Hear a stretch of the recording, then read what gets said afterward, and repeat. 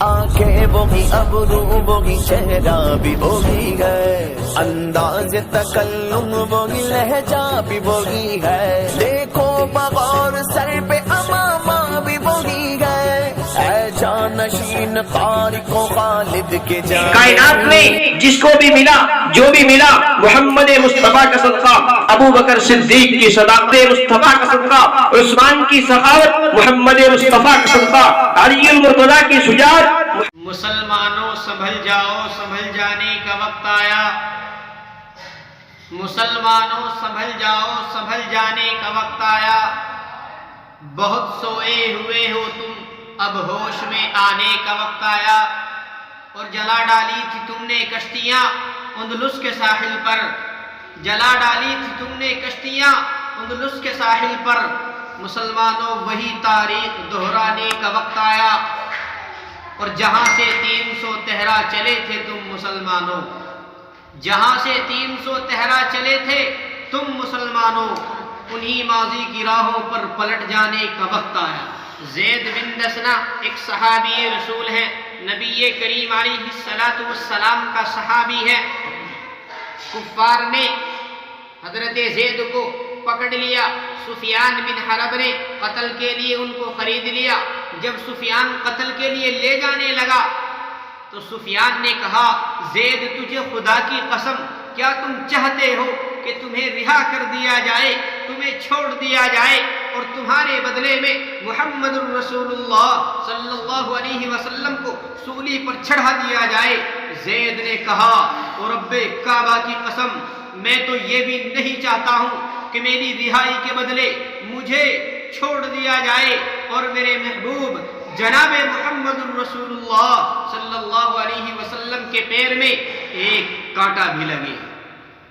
سفیان یہ جواب سن کر حیران رہ گیا اور بے اختیار پکار اٹھا کہ رب کعبہ کی قسم میں نے آج تک کسی کو ایسی محبت کرنے والا نہیں دیکھا جیسی اصحاب محمد الرسول اللہ صلی اللہ علیہ وسلم سے کیا کرتے ہیں۔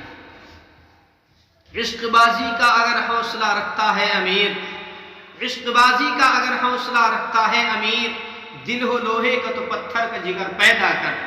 میرے بھائیوں، صحابہ کرام رضوان اللہ تعالی علیہ مجمعین نے محمد الرسول اللہ سے محبت کی ہے اور انہوں نے محبت کر کے مجھے اور آپ کو بتا دیا کہ ہم نبی کے دیوانے کیسے۔ جب نبی کو مال کی ضرورت پڑی تو انہوں نے مال کو لا کر کی خدمت میں پھینک دیا، جب نبی کو جانوں کی ضرورت پڑی تو صحابہ کرام رضوان اللہ تعالی علیہ مجمعین نے جانوں کا نذرانہ پیش کر دیا۔ میرے بھائی، میں وقت کی قلت کے نظر ایک واقعہ پیش کرنے چلا۔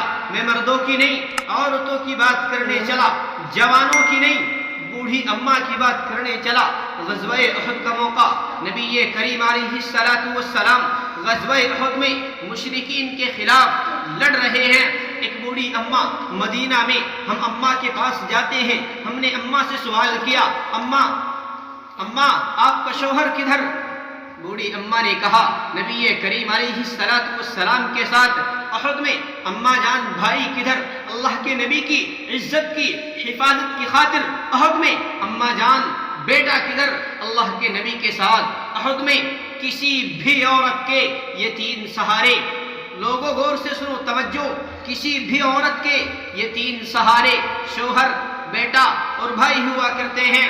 وہ عورت گھر کے اندر ہے، احد سے چلتی خبر بوڑھی اماں کے کان میں پڑی، اماں جان آپ کے شوہر کو شہید کر دیا گیا، انا للہ و انا الیہ راجعون۔ اماں جان آپ کے بھائی کو شہید کر دیا گیا، انا للہ۔ اماں جان آپ کے بیٹوں کو شہید کر دیا گیا، انا للہ۔ میرے نبی کا کیا حال؟ چلتے چلتے کانوں میں آواز پڑی، ان محمدن قد قتل۔ کیا آواز پڑی کانوں میں؟ ان محمدن قد قتل۔ اے اماں جان، ان بدبختوں نے ہمارے پیغمبر کو شہید کر دیا، اللہ کے نبی اب اس کائنات کے اندر نہ رہے۔ بوڑھی اماں خاندان ذبح کرا کے، بوڑھی اماں بیٹوں کو ذبح کرا کے، بوڑھی اماں بھائیوں کو ذبح کرا کے اب تک جو گھر میں بیٹھی تھی اب رہا نہ گیا، بوڑھی اماں سے اب رہا نہ گیا۔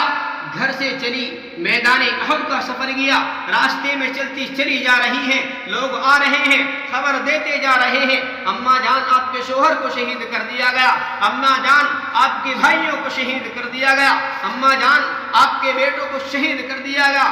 کہا میں نے پوچھا ہی نہیں ہے، میں نے پوچھا ہی نہیں ہے، مجھے یہ بتائیے رسول اللہ کیسے ہیں؟ بتایا گیا اللہ کے نبی صحیح سلامت ہیں۔ کہا چل کر دکھا دو مجھ کو صورت کملی والے کی، کہا چل کر دکھا دو مجھ کو صورت کملی والے کی، کہ ان تاریک آنکھوں کو ضرورت ہے اجالے کی۔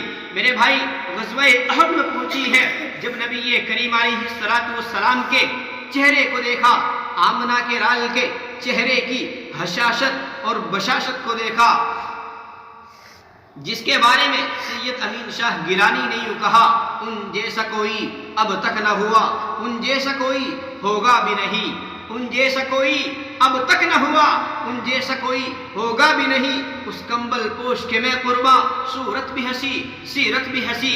میرے بھائی بوڑھی اماں نبی کریم علیہ السلام کے پاس احد کے اندر پہنچ جاتی ہے، جس کے بارے میں کسی کہنے والے نے نبی کے بارے میں یوں کہا ہے، نہ ایسی زلفیں نہ ایسا چہرہ نہ یوں کسی پر شباب ہوگا، نہ ایسی زلفیں نہ ایسا چہرہ نہ یوں کسی پر شباب ہوگا، اور جواب ہوں گے سبھی کے لیکن نہ مصطفیٰ کا جواب ہوگا۔